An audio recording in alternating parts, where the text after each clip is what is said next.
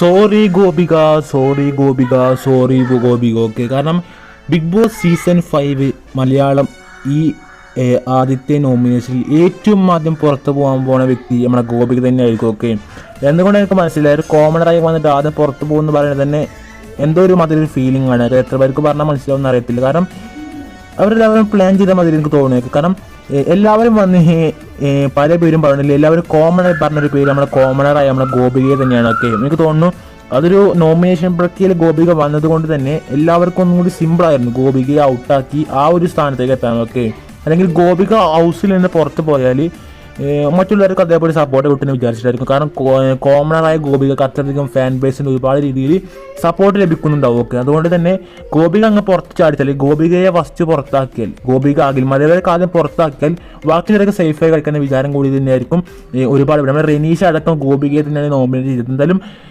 തുടർന്ന് കാണാം, ഗോപിക പുറത്താകുമ്പോൾ ഇല്ലെങ്കിൽ കാണാം.